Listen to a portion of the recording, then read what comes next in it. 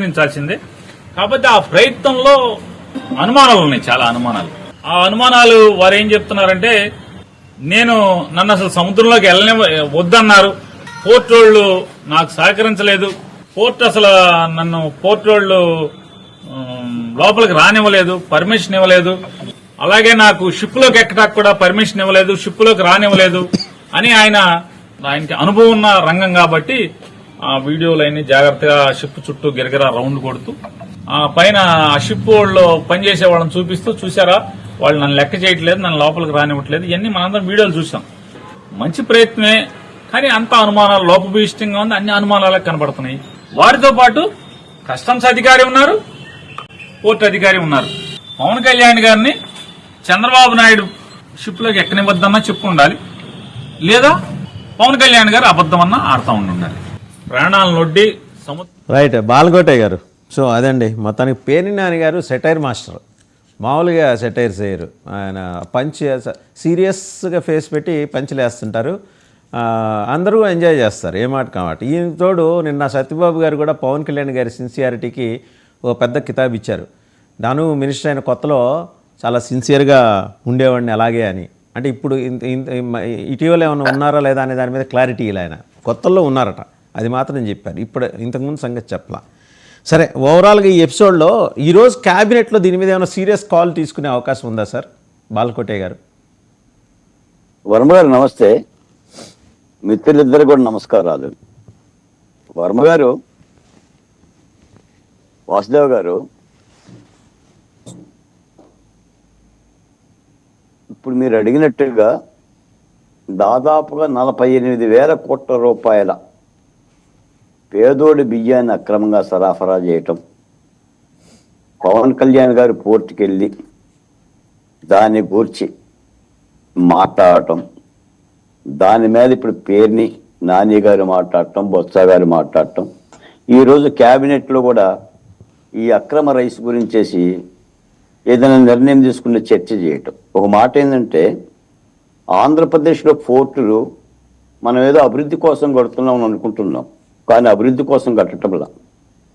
గంగవరంలో 23 లక్షల టన్నులు, విశాఖపట్నంలో 29 లక్షల టన్నుల రైసు, కృష్ణదేవపట్నంలో ఇంకొక 24 లక్షల టన్నులు, నిన్న కాకినాడలో 1,34,00,000 టన్నుల బియ్యం ఎగుమతి కోసం కడుతున్నట్టుగా ఉంది నాకు తెలిసి. రెండోది, సుప్రీంకోర్టు జగన్మోహన్ రెడ్డి గారి కేసులో అలసత్వం ఎందుకు వచ్చింది అని సిబిఐని ప్రశ్నిస్తుంది. ఇవన్నీ చూస్తుంటే ఏమవుతుందంటే, ఇవి చందమామ కథలు. ఇవి మన చిన్నప్పుడు అమ్మన్నం పెట్టేటప్పుడు చందమామ రావే, జాబిల్లి రావే, కొండెక్కి రావే, గోగిపూలు దీవే అంటుంటుంది. చందమామ రాదు, అదేం గోగిపూలు తీయదు. ఒక భేదాల ప్రశ్న కథలు. ప్రజాస్వామ్యం ఎందుకు దేశంలో వర్ధిల్లుతుందో ప్రపంచ దేశాల్లో నాకు అర్థమవుతుంది. అక్కడ రైస్ ఎగుమతి జరుగుతూనే ఉంటుంది. ఇక్కడ లక్ష్మణరావు గారు రైస్ రెడ్డిని ఏం బిక్కుంటారో పీక్కోండి అని అంటుంటాడు, పేర్ని నాని గారు కూడా ఏం బిక్కుంటారో బిక్కోండి అంటుంటారు. అందులో మీ బామ్మర్ది ఉన్నారంటారు, మీ బావగారు ఉన్నారంటాడు. కథా కమామిషి జరుగుతూ ఉంటుంటుంది. ఈ రైస్ పోతూనే ఉంటుంటుంది. 12 సంవత్సరాలు జగన్మోహన్ రెడ్డి గారి కేసులు, 11 ఈడీ కేసులు, 13 సిబిఐ కేసులు, 42,000 కోట్ల రూపాయల అటాచ్మెంట్. ఏది కదలదు. ఇక ఇలా ప్రత్యేకమైన ఆర్జీవి నా దగ్గరికి ఎవరు రాలా, పోలీసులు గుమ్మం దగ్గరకు వచ్చారు, వెళ్ళిపోయారంట. ఆయన లైవ్లో ఇస్తూ ఉంటుంటాడు.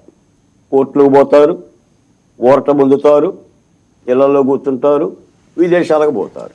ఎలా అనిపిస్తుంది? పిల్లి గుడ్డిదైతే ఎలుక ఏదో చేసింది, శ్రీవల్లిలాగా డ్యాన్స్ చేస్తుంది పుష్ప సినిమాలో. శ్రీవల్లి ఏదైతే డ్యాన్స్ చేస్తుందో పుష్పలో అలా డ్యాన్స్ చేస్తుంది. అంటే ప్రజాస్వామ్యమా వర్ధిల్లు, ఇది భారత ప్రజాస్వామ్యం అని అనిపిస్తుంది నాకు. ఇక్కడేమి చట్టాలు చర్యలు తీసుకునేలా కనిపించటంలా. మీరు డిబేట్ చేయటానికి, నేను డిబేట్ చేయటానికి. ఈ రోజున కూలంకుషంగా ఒక్కొక్క బియ్యం ఎక్కడి నుంచి పోతుందో అంత సమాచారం ఉంటుంది. ఈ దేశంలో కలెక్టర్లు ఉన్నారు, ఎస్పీలు ఉన్నారు, అధికారులు ఉన్నారు. ప్రజాస్వామ్య భారతదేశంలో కోట్లు లక్షల రూపాయలు ఖర్చు పెడుతున్నారు. బడ్జెట్లు ఉన్నాయి. దాదాపుగా 3 లక్షల కోట్ల రూపాయలు ఏటేటా బడ్జెట్లు ఉన్నాయి, ప్రణాళికలు ఉన్నాయి, ఓ పరుగులే పరుగులు. కానీ గమ్యం తెలియదు, చీకట్లో దౌలాడినట్టే ఉంటుంది. ఏంటి ఒక చిటాలు?